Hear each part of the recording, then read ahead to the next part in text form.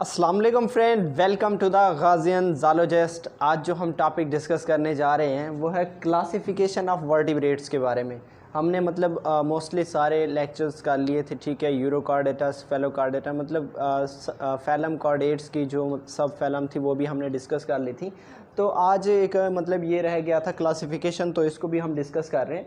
Classification of vertebrates, actually अगर हम बात करें इसकी डिफरेंट क्लासेस होती हैं, ठीक है। वर्टिब्रेट्स ऐसे मतलब कॉर्डेट्स होते हैं जिनमें सारे एडवांस करेक्टरिस्टिक्स मैं कहता हूँ पाए जाते हैं, ठीक है।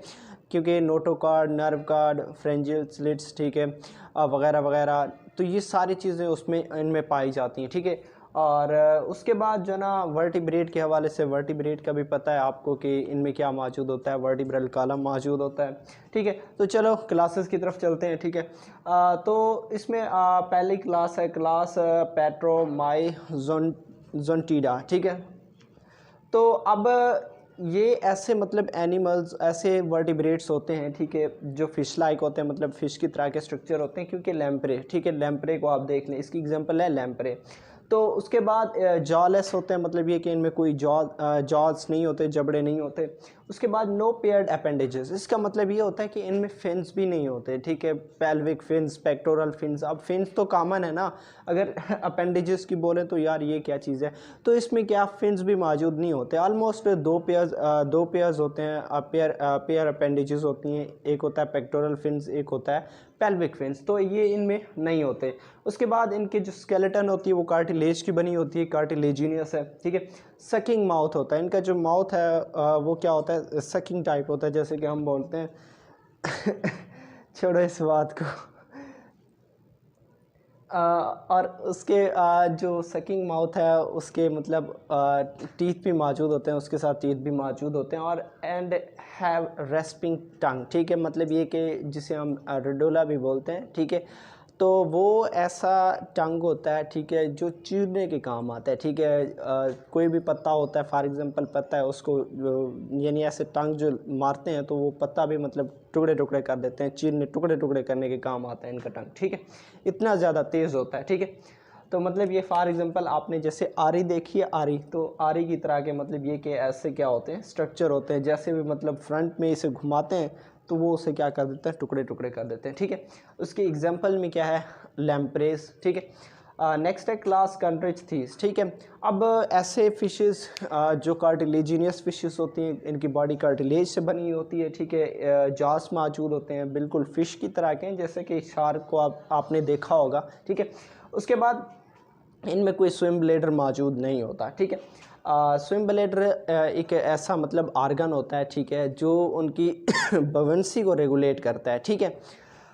बवंसी जिसकी मदद से मतलब वो पानी में तैरते हैं, ठीक है। उसके बाद पेयर्ड अपेंडेजेस मौजूद होती हैं। फॉर एग्जांपल मैं शार्क की बात कर रहा हूँ, इसमें जो पेयर्ड अपेंडेजेस हैं, ठीक है, फॉर एग्जांपल इसमें 9 मतलब फिन्स होते हैं, ठीक है। सॉरी 9 8 फिन्स होते हैं। एक pectoral fins, 1 pair of pectoral fins, 1 pair of pelvic fins, 1 pair of dorsal fin, ठीक है। एक एनल टेल होता है, एनल पे मौजूद होता है, ठीक है, एनस पे मौजूद होता है। और एक उसके कॉर्डल फिन, ठीक है, 8 इसमें मौजूद होते हैं, ठीक है। उसके बाद नेक्स्ट है क्लास सार्कोटेरिकी, ठीक है। अब ये मोस्टली बोनी फिशेज़ होती हैं, ठीक है। बोन इनमें मतलब बोन पाया जाता है उनमें कार्टिलेज था, इनमें बोन, ठीक है। और having paired fins with the muscular lobes, अब देखो इसमें पेयर्ड फिन्स मौजूद होते हैं, ठीक है। यहाँ मिसाल के तौर पर यहाँ नहीं दिया हुआ, ठीक है, नहीं तो मैं समझा देता आगे जाके। मतलब ये कि इसमें जब भी फिन्स मौजूद होंगी वो पेयर फॉर्म में होंगी, जैसे कि पेक्टोरल फिन्स, ठीक है, ये भी एक पेयर हो, इनका एक पेयर होगा। और पेल्विक फिन्स, तो इनका भी एक पेयर होगा, ठीक है। उसके बाद न्यूमेटिक सैक्स फंक्शन एज लंग्स, ठीक है। अब देखो इसमें वो कह रहा है कि जो इनके न्यूमेटिक सैक्स होते हैं, ठीक है, वो एक्चुअली जिन्हें हम कॉमनली एयर सैक्स भी बोलते हैं, तो वो इसमें किसके तौर पर काम करते हैं, लंग्स के तौर पर काम करते हैं। और एट्रिया और वेंट्रिकल्स आर पार्शली डिवाइडेड, इनमें जो हार्ट होता है, ठीक है, वो कम्प्लीटली डिवाइड नहीं होता है, क्योंकि हार्ट के चैम्बर होते हैं एट्रिया और वेंट्रिकल। तो ये इनके जो एट्रिया और वेंट्रिकल होते हैं वो कम्प्लीटली डिवाइडेड नहीं होते, वो पार्शली डिवाइडेड होते हैं। इनके एग्जांपल में लंग फिशेस, सिलोकैंथस, ठीक है, और टेट्रापोड्स। उसके बाद क्लास एक्टिनोटेरिगी, ठीक है। Bony fishes having paired fins, ठीक है। अब ये ऐसे बोनी फिशेज होते हैं जिनके पेयर्ड फिन्स मौजूद होते हैं, मतलब पेयर्ड अपेंडेजेस मौजूद होते हैं, और उनको स्पोर्ट कौन करता है, डर्मल रेज उनको क्या करते हैं, सपोर्ट करते हैं। उसके बाद basal portion of paired fins is specially muscular. अब इनके जो वो कह रहा है कि इनके जो पेयर्ड फिन्स की बात करें तो उनकी जो बेसल पोर्शन होती है वो मस्कुलर होती है, मसल टाइप की होती है, ठीक है। उसके बाद tail fin with upper and lower lobes, ठीक है। अब इनकी जो टेल फिन की बात कर रहा है, ठीक है, कि वो ये कह रहा है कि ऐसे फॉर एग्जांपल यूँ ऐसे आपने फिशेस का देखा होगा ना, उनकी टेल, तो ये अपर और जो लोअर लोब्स होते हैं वो क्या होते हैं, इक्वल होते हैं, और इसको हम क्या बोलते हैं, होमोसेरिकल टेल बोलते हैं, ठीक है। इसकी इमेज भी मैं दिखा दूंगा। और इसमें जो न्यूमेटिक सैक्स है वो किसके तौर पर फंक्शन कर रहे हैं, स्विम ब्लैडर के तौर पर काम कर रहे हैं, ठीक है। वहाँ किसके तौर पर काम कर रहे थे, लंग्स के तौर पर, लंग्स के फॉर एग्जांपल गैसेस एक्सचेंज के तौर पर काम कर रहे थे, लेकिन यहाँ वो बुओयेंसी को रेगुलेट कर रहे हैं, ठीक है। उसके बाद इसकी एग्जांपल में है रे फिन फिशेस, ठीक है। नेक्स्ट है क्लास रेप्टाइलिया, जिसमें रेप्टाइल्स मौजूद होते हैं, ठीक है। रेप्टाइल्स का तो पता होगा, डायनासोर्स वगैरह वगैरह सब कुछ, ठीक है। ड्राई स्किन होता है विद एपिडर्मल स्केल्स, मतलब ये कि आपने देखा होगा इनकी बॉडी के ऊपर छोटी छोटी दरारें मौजूद होती हैं, ठीक है, एस टाइप के, तो वो क्या होते हैं, इनके स्केल्स मौजूद होते हैं, ठीक है। और उसके बाद एमनियोटिक एग्स मौजूद होता है। अब एमनियोटिक एग्स ऐसे एग्स होते हैं जिनमें एमनियन मौजूद होता है। अब एमनियन क्या होता है, ये ऐसे समझे, फॉर एग्जांपल ये एक एग है, ठीक है, इस एग के इर्द गिर्द क्या मौजूद होती है, वो मेम्ब्रेन मौजूद होती है, उसे हम एमनियन कहते हैं, ठीक है। टेरेस्ट्रियल एम्ब्रियोनिक डेवलपमेंट होती है, मतलब ये कि इनमें जो डेवलपमेंट होती है, मतलब एनिमल्स की या उनके यंग वंस की, तो वो कौन सा होता है, टेरेस्ट्रियल होता है, ठीक है।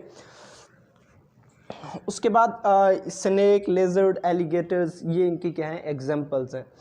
क्लास एम्फीबिया, अब देखो इनका जो स्किन होता है वो म्यूकस सेक्रेशन करता है, और ये मोस्टली क्या होता है, मॉइस्ट होता है, क्योंकि ये एम्फीबियंस हैं, वाटर में भी रहते हैं और लैंड में भी रहते हैं, ठीक है।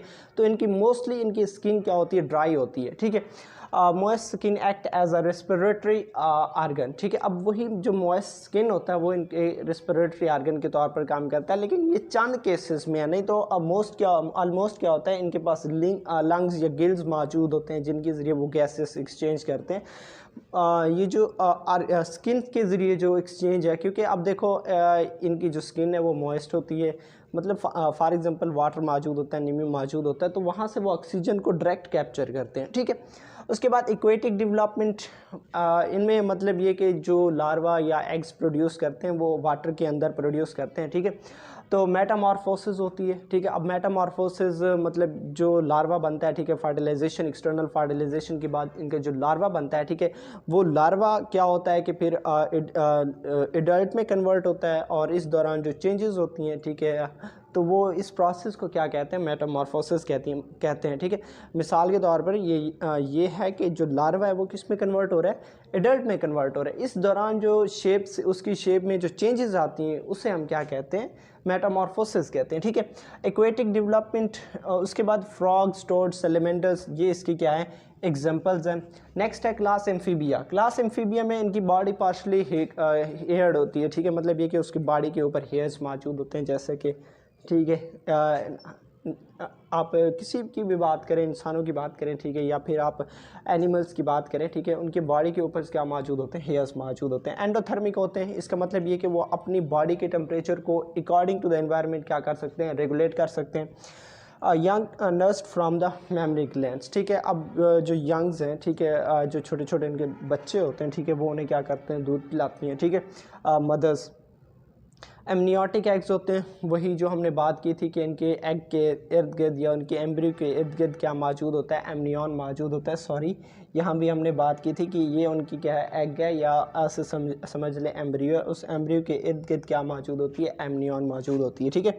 उसके बाद मैमल्स, कॉमन एग्जांपल है मैमलियर मैमल्स, ठीक है। उसके बाद नेक्स्ट है क्लास एवीज़। क्लास एवीज़ में मतलब ऐसे बर्ड्स आ जाती हैं, उनके बॉडी पे क्या मौजूद होते हैं, फीदर्स मौजूद होते हैं जिनकी मदद से वो फ्लाई करते हैं, ठीक है। और एंडोथर्मिक होते हैं, इसका मतलब भी वही है कि वो अपने बॉडी के टेम्परेचर को क्या कर सकते हैं, रेगुलेट कर सकते हैं। और एमनियोटिक एग्स मौजूद होती हैं इनकी भी, ठीक है। तो उसके बाद इतना छोटा सा टॉपिक था, तो आई होप आप लोगों को क्लियर हो गया होगा। अगर कोई भी क्वेश्चन है तो आप कमेंट बॉक्स में आप कमेंट में कमेंट करें, तो उसका भी मैं जवाब दे दूंगा। ओके, तब तक इजाज़त चाहता हूँ। ओके, अल्लाह हाफ़िज़।